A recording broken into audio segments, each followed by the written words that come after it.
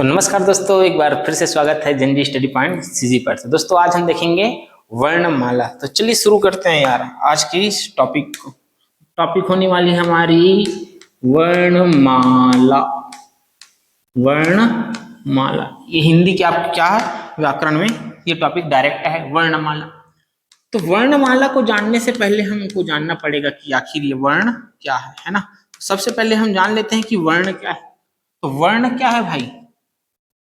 तो वर्ण वो है यार, क्या है एक वर्ण जो है मूल ध्वनि है।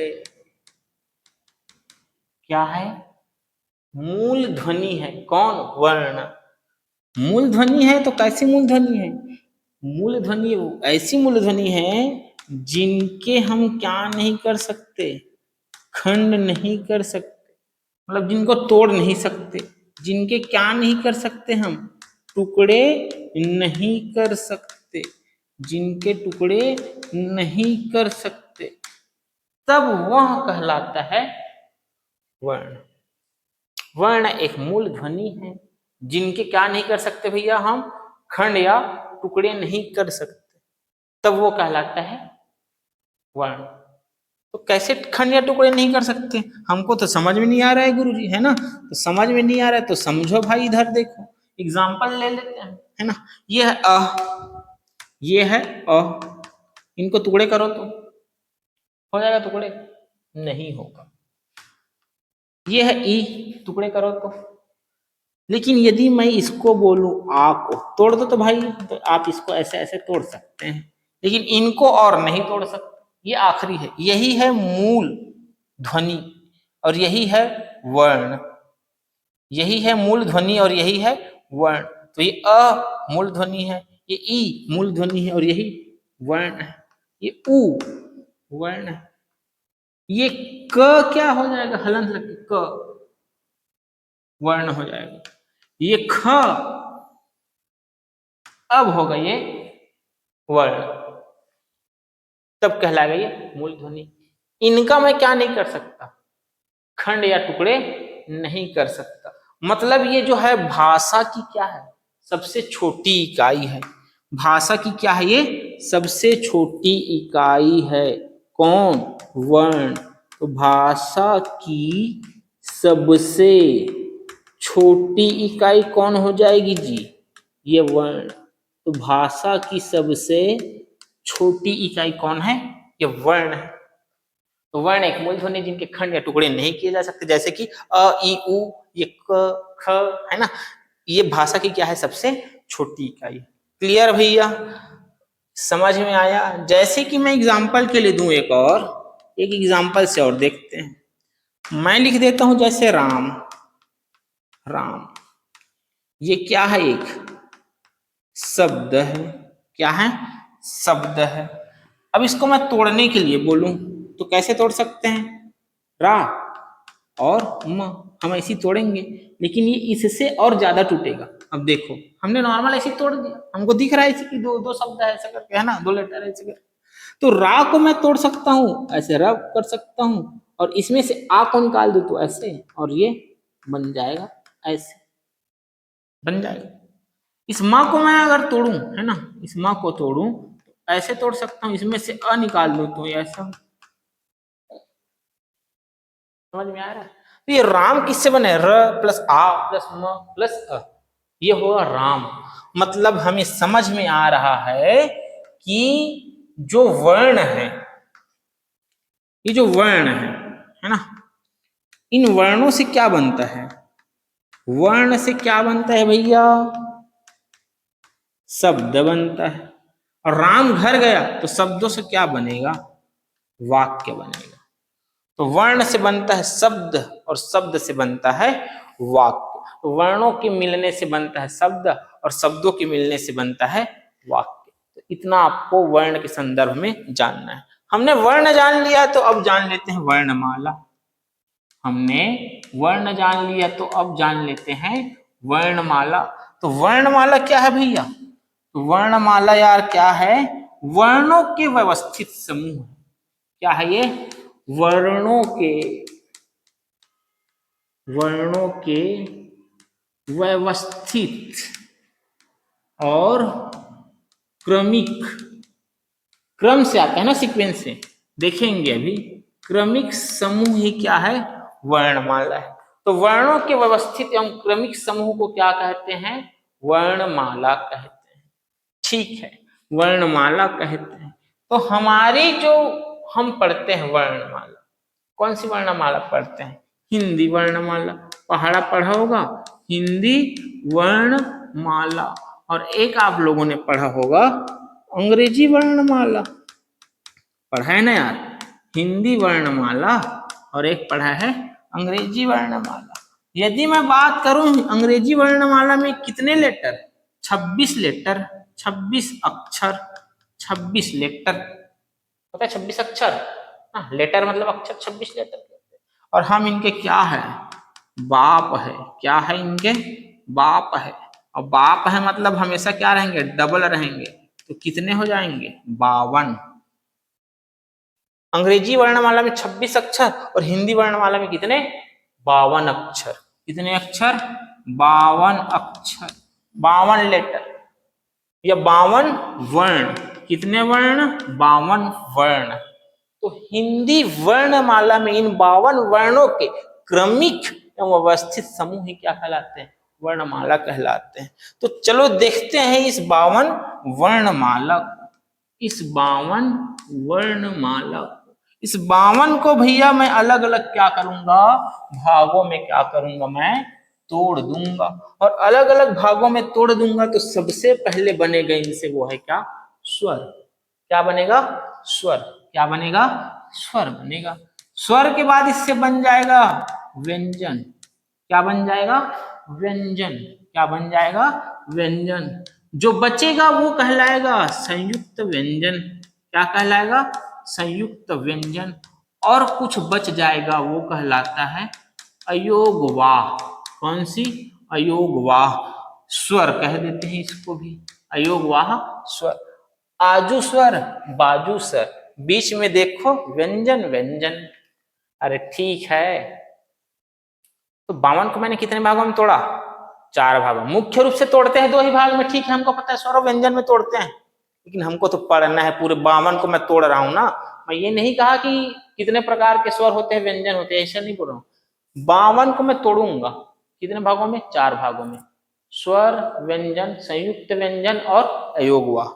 स्वरों की संख्या याद रखना सब आप है 11। 13 मत पढ़ना। मानक रूप में जो है, मानक केंद्रीय हिंदी जो निदेशालय है ना, केंद्रीय हिंदी निदेशालय द्वारा स्वरों की संख्या कितनी कही गई है? 11। 11 ली जाती है। अम आहा को मैंने हटा दिया यार, तभी तो मैंने कहा कि अलग से क्या पढ़ेंगे? अयोगवाह स्वर। ये 2 पढ़ेंगे अलग से भैया। क्लियर बाबू राव लोग? अरे ससुरे लोग समझ में आ रहा है कि नहीं आ रहा है? कमेंट करके बताओ, है ना। आओ आप ही लोग को बोल रहा हूं मैं, ससुरे इधर उधर देख रहे हो। स्वरों की संख्या 11 है ना। 11 से कितना हो जाता है जी? 33। कितना हो जाता है? 33। और 33 2 35।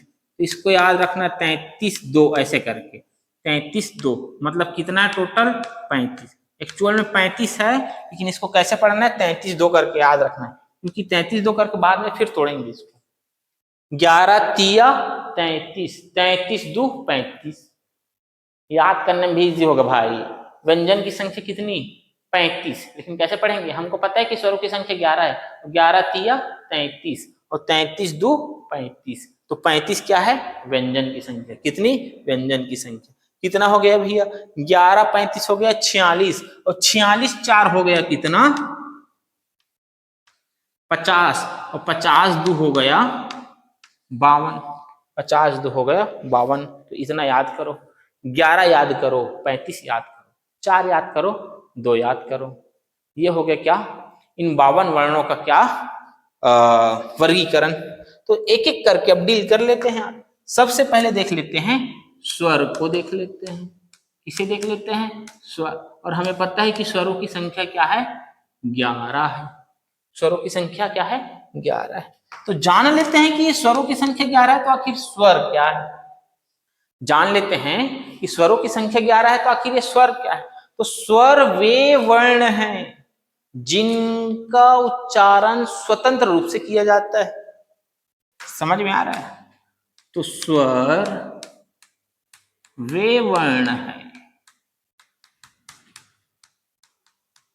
जिनका उच्चारण स्वतंत्र रूप से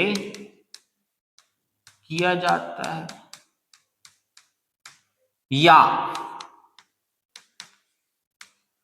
जिनके उच्चारण में, है ना, जिनके उच्चारण में अन्य वर्णों की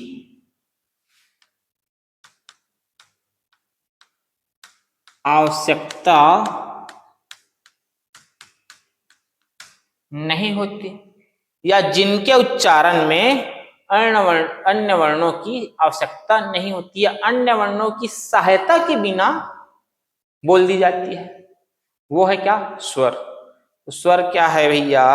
तो स्वतंत्र रूप से बोले जाने वाले वर्ण है, या स्वतंत्र रूप से बोले जाने वाले वर्ण है, या जिनका उच्चारण स्वतंत्र रूप से किया जाता है, या जिनके उच्चारण में अन्य वर्णों की आवश्यकता नहीं होती, वही क्या है? स्वर है। स्वरों की संख्या कितनी है? 11 है। मैंने ऊपर फिर लिख दिया, मूल स्वरों की संख्या 11 है। याद रखना, उच्चारण एवं मात्रा के आधार पर।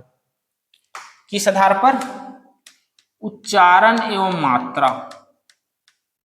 उच्चारण एवं मात्रा के आधार पर इसे 3 भागों में क्या कर दिया गया है? विभाजित कर दिया। कितने भागों में? 3 भागों में। किस आधार पर? उच्चारण एवं मात्रा। तो सबसे पहले याद रखना, उच्चारण या मात्रा के आधार पर मूल स्वर। कौन सी स्वर? मूल स्वर। इसी को बोल देते हैं लघु स्वर। क्या बोल देते हैं? लघु स्वर। या इसी को बोल देते हैं ह्रस्व स्वर। क्या बोल देते हैं? ह्रस्व स्वर। मूल स्वर या लघु स्वर या ह्रस्व स्वर। तो मूल स्वर या लघु स्वर या ह्रस्व स्वर क्या है? तो वे स्वर जिनके उच्चारण में क्या लगता है? कम समय लगता है।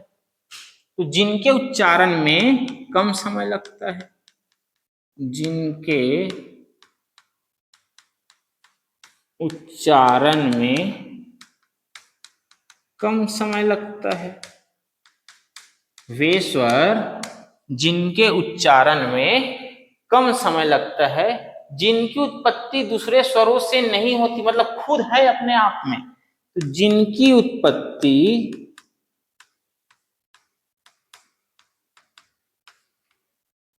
दूसरे स्वरों से नहीं होती। तो वे स्वर जिनके उच्चारण में कम समय लगता है, जिनकी उत्पत्ति दूसरे स्वरों से नहीं होती, कौन सी स्वर कहलाती है? मूल स्वर कहलाती है, या लघु स्वर या ह्रस्व स्वर कहलाती है। तो गुरुजी इनकी संख्या कितनी है ना, कितनी है? तो इनकी संख्या है भैया 4। टोटल स्वरों की संख्या है 11, और उस 11 में से जो मूल स्वर है या ह्रस्व स्वर है या लघु स्वर, ह्रस्व मतलब छोटा, लघु मतलब भी छोटा, और मूल मतलब मूल, मेन जिनकी उत्पत्ति स्वयं हुई है, अन्य किसी पर निर्भर नहीं है। वही तो बोल रहे हैं ना, जिनकी उत्पत्ति दूसरे स्वरों से नहीं होती, स्वयं से। मैं स्वयंभू हूं भैया, मैं पहले से आया हूं, सबसे पहले मैं आया हूं, है ना। बाकी स्वर जो आएंगे मुझसे आएंगे, मैं मूल स्वर हूं, मैं किसी से उत्पन्न नहीं हुआ। तो यही तो बोल रहा है जिनकी उत्पत्ति दूसरे स्वरों से नहीं हो जाती। ठीक है बाबूराव लोग, तो बढ़े आगे देखें। तो संख्या कितनी है? 4 है। तो संख्या 4 है, तो गुरुजी ये कौन कौन सी है जानना तो पड़ेगा। अब पूछ दिए निम्न में लिखित में से मूल स्वर की पहचान कीजिए, या निम्नलिखित में से कौन मूल स्वर नहीं है, ऐसा पूछ दिए तो क्या करेंगे, है ना। तो याद करना, माई लोगन लोग छत्तीसगढ़ी क्या बोलते? ऐ ए हो गए वो, ऐसे करके बोलते हैं ना, तो क्या बोलते हैं? ऐ बोलते हैं बार बार। क्या बोलते हैं? ऐ। क्या बोलते हैं? ऐ। ऐसे हो गया दई, ऐसे करके बोलते हैं, तो ऐ। और क्या बोलना? Uri. Uri the surgical strike पढ़े ना, उरी लोकेशन, उरी। तो ऐ से याद रखना, ऐ, है ना। इसको याद रखना, इन दोनों को, ऐ, उरी। तो कैसे याद रखना? ऐ, उरी, ऐसे करके याद रखना। ऐ उरी, ये क्या है? मूल स्वर है।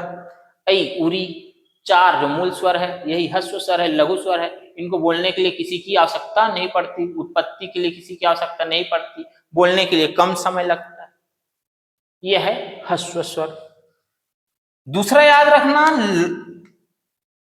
ये ह्रस्व है, छोटा है, तो वो दीर्घ है। ये ह्रस्व है, छोटा है, तो वो दीर्घ है। इसी को बोल देते हैं गुरु, इसी को बोल देते हैं गुरु स्वर। ह्रस्व स्वर या लघु स्वर या गुरु स्वर, सॉरी, दीर्घ स्वर या गुरु स्वर। तो ये क्या है? तो जिनके वे स्वर जिनके उच्चारण में अधिक समय लगता है, जिनके उच्चारण में अधिक समय लगता है, वो क्या है? दीर्घ स्वर है। मतलब जिनकी उत्पत्ति किसी न किसी से तो हुई होगी, जिनकी उत्पत्ति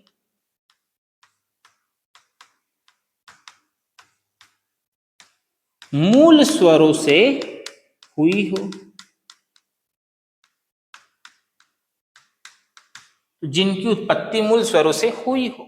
मतलब दीर्घ स्वर क्या है?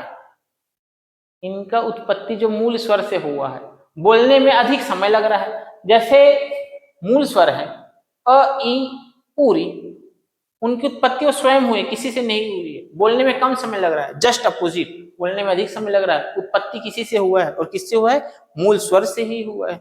तो देख लेते हैं भैया इनकी संख्या कितनी है गुरुजी, फिर, है ना, इनकी संख्या कितनी है? तो संख्या याद रखना, 11 में से क्या बोलते हैं, 4 हटा दें यार, तो कितनी? 7 हो गई। कितनी हो गई? 7 हो गई। ये 7 कौन कौन से गुरुजी पूछ दिया तो क्या करेंगे? कैसे याद होगा? अरे याद होगा ना बाबू भैया, मैं तो बता रहा हूं जी, है ना, देखते जाओ धीरे धीरे। तो अ से बाद याद रखना आ, ई के बाद याद रखना ई, ऊ के बाद याद रखना ऊ, ये 3 हुआ। फिर ए, फिर ए, फिर ओ, फिर ओ। बस शुरू में जो आता है वही तो है यार, है ना। वहां ऐ उरी याद रखना है, लेकिन ऐ उरी के बाद बाकी को यहां याद रखना है। तो अ से अ, आ, ई, उ, यहां आ गया सीक्वेंस। ए, ऐ, ओ, औ, ये हुआ। अब हमको जानना है कि ये किन से बना है। तो हमने कहा मूल स्वरों से बना है ना। मूल स्वरों से कैसे? तो ये अ प्लस अ से बना है भाई। कौन? ये अ प्लस अ से बना है ये आ, और ई प्लस ई से बना है ये बड़ा ई। छोटा ई प्लस छोटा ई से बना है बड़ा ई। ये छोटा ऊ प्लस छोटा ऊ से बना है बड़ा ऊ। तो एक इससे बना है गुरुजी, तो ये अ प्लस, इसको अलग कलर में लिख लेते हैं, थोड़ा चेंज हो रहा है ना। ये बना है अ प्लस ई से, ए, अ ई, ए, है ना, ए, अ ई, ए। क्लियर? तो अ और ई मिलकर क्या बनाएंगे? ए बनाएंगे। और ए प्लस ए बनाएंगे क्या? समझ में आ रहा है बाबू भैया? डायरेक्ट बड़ा ए है तो कहीं ना कहीं ये छोटा ए प्लस छोटा ए से बना होगा बड़ा ए। क्लियर? छोटा ए प्लस छोटा ए से बना होगा ये बड़ा ए। फिर आ जाता है ओ, आ जाता है, देखो ओ आ जाता है। और ओ किससे बना है? अ प्लस उ से बना है। ओ, अ उ, अ उ, अ उ, ओ, बोलो तो अ उ, और ये ओ एक जैसे लग रहा है ना, अ उ, ओ। क्लियर भैया? तो अ और उ मिलके बनाएगा ओ, और अ और उ मिलके बनाएगा क्या भैया? ओ बनाएगा। तो ये अ किससे बनेगा? तो अ प्लस ओ से बनेगा। अ प्लस ओ से बन जाएगा अब ये औ। ये हुआ। ये डायरेक्ट पूछ देता है किन से बना है यार। वो रहा में मत रहना ससुरे लोग, नहीं पूछता करके पूछता है ये। तो ये तो समझ में आ गया, अ प्लस अ, छोटे ई प्लस छोटे ई बड़ा ई, छोटा ऊ प्लस छोटा ऊ बड़ा ऊ, है ना। फिर छोटा ए प्लस छोटा ए बड़ा ए। फिर ये तीनों को याद रखना। अ प्लस ई होता है ए, अ प्लस ई होता है ए, अ प्लस उ होता है ओ, और अ प्लस ओ होता है औ। ये हो गया कौन सी स्वर? दीर्घ स्वर। तो हमने कहा 3 आधार पे बांटा है गुरुजी, तो तीसरा क्या हो गया? 11 था तो सभी यही आ गए, है ना। तो तीसरा है भाई, याद रखना, प्लूत स्वर। कौन सी स्वर? प्लूत स्वर। अब ये प्लूत स्वर क्या है यार, है ना। तो ऐसा स्वर जिनके उच्चारण में मूल स्वर से तिगुना समय लगता है, मूल स्वर से तिगुना समय लगता है, तब वो कहलाता है प्लूत स्वर। तो जिनके उच्चारण में तिगुना समय लगता है, प्लूत स्वर। तो इसका उपयोग कहाँ करते हैं भैया? हैं तो कहाँ करते हैं? जो प्रयोग है या उपयोग है, कब करते हैं, है ना, जब संवाद करते हैं। जैसे नाटक होते हैं ना, नाटक होता है तो बोलते हैं, उस समय क्या करते हैं? इनका उपयोग करते हैं। फिर कब करते हैं? जब किसी देर तक आवाज देना है ना, देर तक, उदाहरण से देखेंगे जब समझ आएगा। देर तक आवाज देने पर इनका प्रयोग किया जाता है। अब देर तक आवाज देने पर प्रयोग किया जाता है, ठीक है, इतना तो बता दिया, हमको भी समझ आ गई इतना। तो कैसे प्रयोग किया जाता है तो देख लेते हैं, क्या? उदाहरण। क्या देख लेते हैं? उदाहरण। और उदाहरण से समझ आएगा। मैं बोलूंगा संवाद कर रहा हूँ, संवाद कहाँ करूँ? जैसे नाटक में कर रहा हूँ, नाटक मंच में हो रहा है। अब दशरथ का एक्टिंग कर रहा हूँ, अब दशरथ का जब एक्टिंग करेंगे और मरने का समय आएगा तब बोलेंगे, क्या बोलते हैं वो? राम, हे राम, ऐसे करके लंबा बोलते हैं ना, है ना।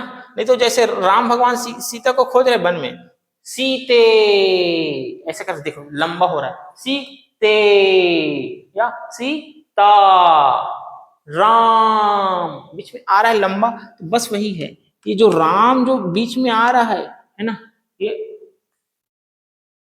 अवग्रह बोलते हैं इसको, है ना। ये जो अवग्रह आ रहा है यही डिस्टेंस लेता है और यही दोगुना तिगुना समय लगा देता है। तो यही क्या कहलाता है? प्लुत स्वर है। यही क्या है?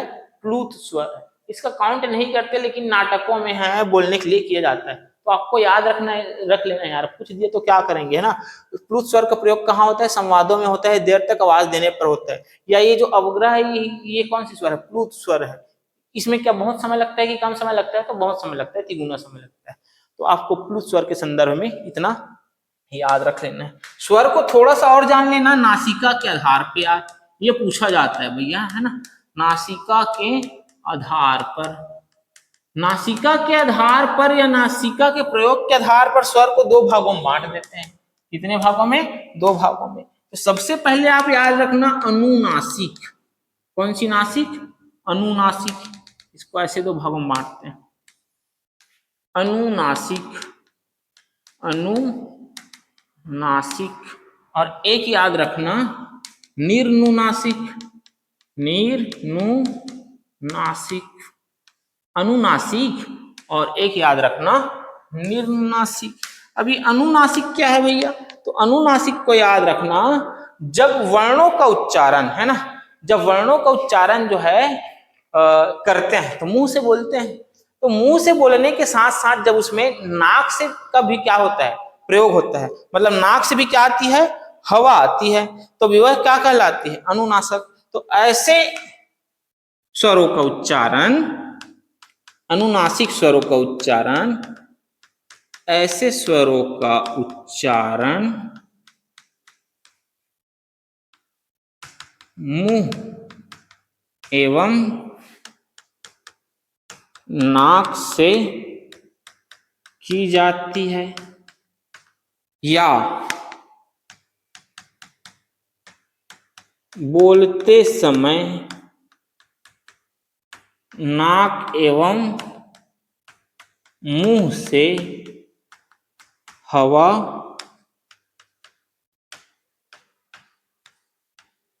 निकलती है, तब वह कहलाती है क्या? उच्चारण मुंह एवं नाक से होती है, बोलते समय नाक एवं मुंह से हवा निकलती है, तब वह कहलाता है अनुनासिक। लेकिन जब यही जस्ट उल्टा हो जाएगा, जब हवा जो है केवल किससे, या जो उच्चारण जो है ना, उच्चारण केवल किससे हो? मुंह से हो। हवा कहां से निकले, केवल मुंह से निकले, तब वह क्या है, निर्नुनासिक। अनुनासिक, अब समझो, अनु मतलब होता है पीछे और नासिक का मतलब होता है नाक, मतलब नाक से, नाक के पीछे से, मतलब नाक के अनुसार, है ना, नाक के नाक को फॉलो करते हुए, अनु मतलब फॉलो करना, है ना। तो अनु मतलब नाक को फॉलो करते हुए जब हवा निकले, मुंह से तो निकलेगा भाई, क्योंकि बोल तो मुंह से ही बोलेंगे ना, मुंह सभी यहाँ भी बोलेंगे मुंह से, यहाँ भी बोलेंगे मुंह से ही बोल सकते हैं। लेकिन जब नाक को फॉलो करते हुए बोला जाए, मतलब नाक से बोला जाए, नाक को भी जोड़कर बोला जाए, तब अनुनासिक, अनुनासिक, नाक के सहारे, अनु मतलब सहारा, पीछे फॉलो करते हुए, है ना। तो अनु मतलब नाक के सहारे से बोला जाए। निर्नुनासिक मतलब बिना नाक के, निर्नु मतलब नाक के बिना बोल रहा है, तो नाक के बिना बोल रहा है तो केवल मुंह से उच्चारण होगा, मतलब हवा जो केवल मुंह से निकलेगा, इसलिए वो केवल मुंह, और ये केवल इसमें आ जाएगा मुंह और नाक, और इसमें आ जाएगा केवल मुंह। यदि उदाहरण के स्वरूप में एग्जाम्पल दूं, एग्जाम्पल इसका, तो जैसे कि चांद, चांद बोलो तो चांद, यहां न से क्या आएगा, झनकार आएगा, चांद बोलो तो चांद। तो अम की मात्रा वो क्या है, निर्नुनासिक, चांद। जैसे कि बोल दूं हंसना, हंसना, हंसना, तो ये क्या हो जाएगा, निर्नुनासिक। लेकिन यहां जैसे अ से बोलो, आ, ई, उ, आहा, ए, औ, जो पूरे 11 स्वर है ना, पूरे 11 स्वर क्या है, निर्नुनासिक है। अ से औ तक, अ से औ तक जो है पूरा क्या है भैया, निर्नुनासिक स्वर है, पूरे 11 स्वर। और इसमें जैसे चांद हो गया, हंसना हो गया, मतलब जो अनुस्वार आएगा, है ना, अनुस्वार आएगा वही क्या है, अनुनासिक। आगे और देखेंगे इसको, अनुनासिक को थोड़ा सा डील करेंगे जब उसको पढ़ेंगे, अयोगवाह स्वर को पढ़ेंगे। तो आज की क्लास में बस इतना करते हैं यार, क्योंकि ये स्वर कंप्लीट होता है ना, और स्वर के बाद पढ़ना है व्यंजन, और व्यंजन वो भी बहुत इंपॉर्टेंट है और थोड़ा लंबा है ना, तो व्यंजन को क्या करेंगे नेक्स्ट वीडियो में डील करेंगे। तो दोस्तों यदि वीडियो भाई अच्छा लगा हो तो वीडियो को लाइक करो यार, अपने दोस्तों को शेयर करो, और चैनल को क्या कर लो, सब्सक्राइब कर लो, और कमेंट के माध्यम से बताना कि वीडियो कैसा लग रहा है ना। और यदि कुछ सजेशन हो तो जरूर सलाह देना कि आपको और क्या सुधार किया जा सकता है, कि और किस विषय का क्या चाहिए आपको वीडियो चाहिए। वीडियो के अंत तक बने रहने के लिए धन्यवाद।